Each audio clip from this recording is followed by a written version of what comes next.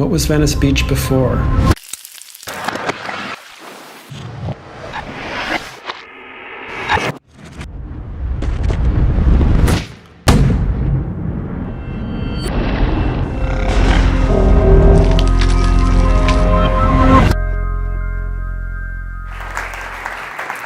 So I was raised by animals, specifically Jamie the dog, Charlotte the cat, and a whole gaggle of lab rats that my dad rescued from Columbia University where he worked. And I spent the first 2 years of my life in a small basement apartment in Harlem. And in addition to the animals, there were also people. There was my mom, my dad, their friends, and it was the mid-'60s, and my parents and their friends were really young, so they drank and they smoked and they screamed at each other and they listened to loud music and they cried and they yelled, while the animals just kind of sat there, calm and quiet. So I learned this lesson with these calm, wonderful animals, that animals are safe, quiet, and to be trusted. And with my parents and their friends screaming and yelling, that humans are loud and terrifying. And so when I was 2 years old, my dad died.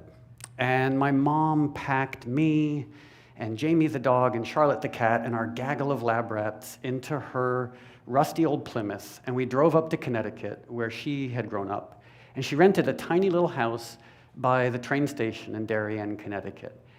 And our menagerie just expanded, and this tiny house became a zoo with more adopted dogs and rescued cats and lizards and more rats and mice and hamsters and gerbils and even some baby squirrels we found in the backyard.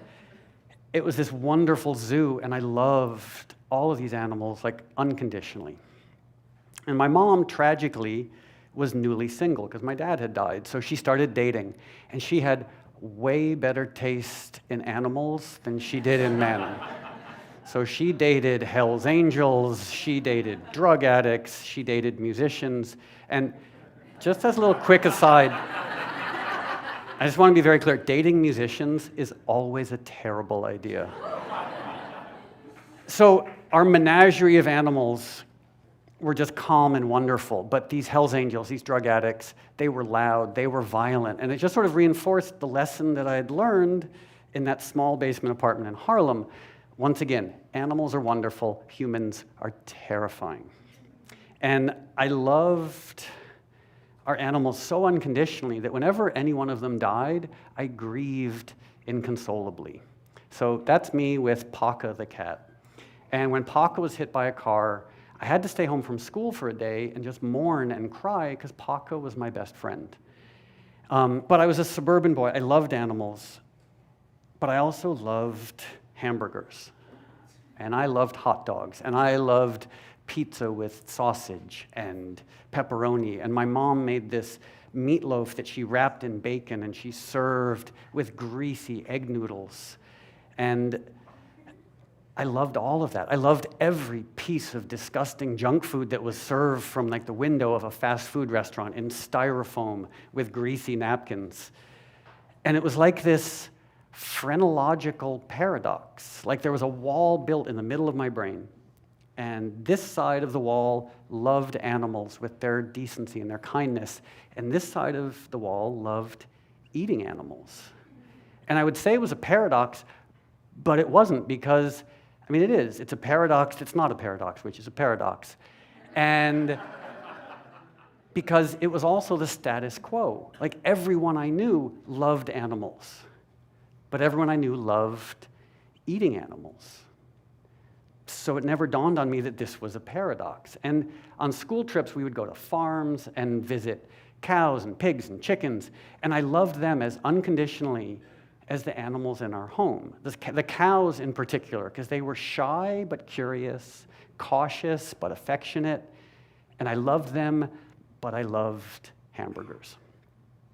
And when I was 10 years old, I was playing at the dump, because I grew up poor white trash in one of the wealthiest towns in the United States, And I spent a lot of time playing at the dump because the dump was really interesting. There was all this weird, fascinating garbage that the rich people threw out.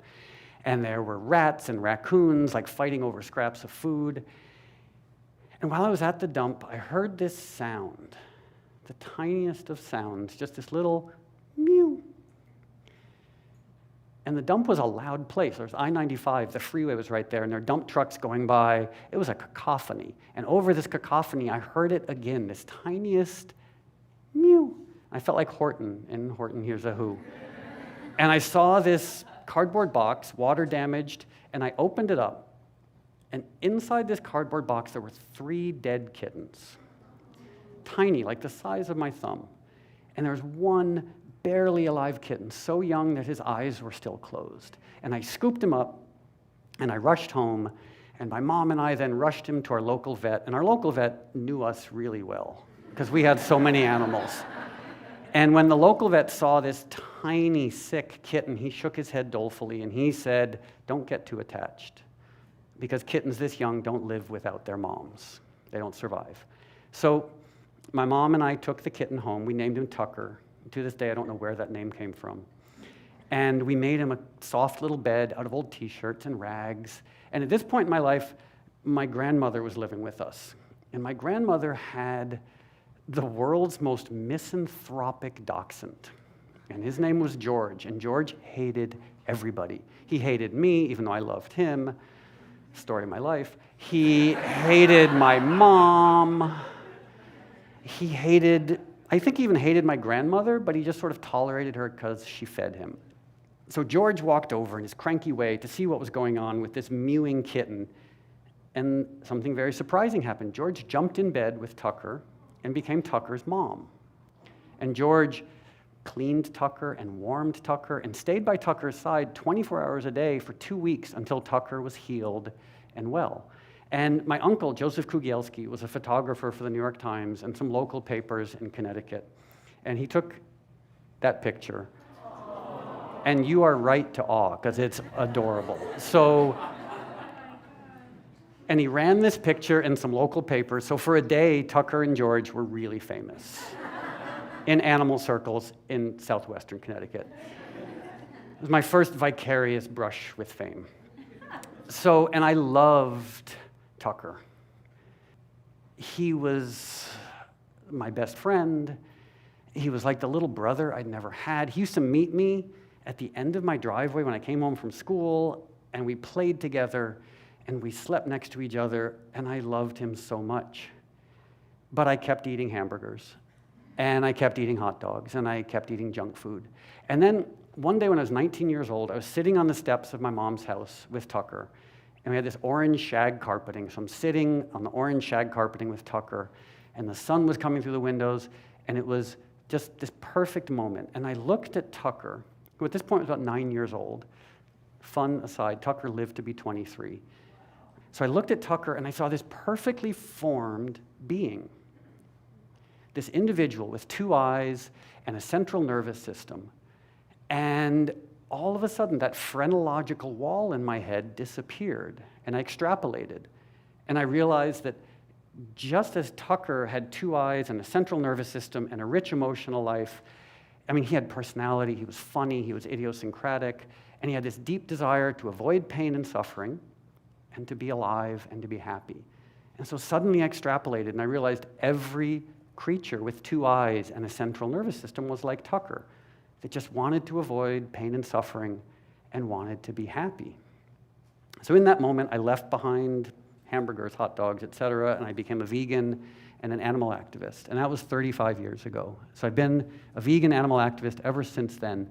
And it's the most important part of my life. Like, I love making music and doing other things, but animal activism, I was going to say Trump, but it surpasses the other things that I do.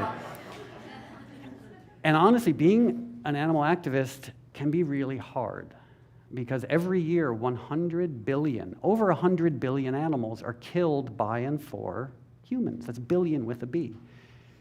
So it's challenging, but on the other hand, being an animal activist is kind of easy, because all I have to do is remind people of what they already know and remind people of what they already feel. Because I assume everyone here, except for the sociopaths, has had that experience of like bonding with a cat or bonding with a dog and feeling that heart-expanding love. And of course, I mean, as I've been doing this for a long time, I've learned many things that have sort of reinforced my animal activism. The fact that animal agriculture is the second leading cause of climate change, that 75% of antibiotic resistance, the plague that awaits us all, is a result of animal agriculture, because the animals on factory farms are treated so badly and they're so sick, the only thing keeping them alive are megadoses of antibiotics. The role of animal agriculture in cancer, diabetes, heart disease, Alzheimer's, obesity, the fact that 90% of rainforest deforestation is attributable to animal agriculture. 50% of ocean acidification comes from animal agriculture. So all these facts sort of strengthen and buttress my activism. But at the end of the day, what sustains me as an activist is love. The unconditional love I had for all the animals I grew up with, and the unconditional love I have for all animals. And I think that's the best part of who I am, that selflessness and love and patience and kindness. And I think it's the best part of who we are. You know, the part of humanity that wants to protect the innocent and defend the vulnerable. That's the best of humanity, not the part that puts animals in factory farms. And that epiphany, that realization, that moment I had with Tucker on the stairs in my mom's house stays with me. And that realization is sort of encoded into the core of who I am. Just the realization that every animal with two eyes and a central nervous system wants to avoid pain and suffering. And every animal, no matter how big or how small or how wild or how domesticated, just wants to be alive and simply wants to be happy. Thank you very much.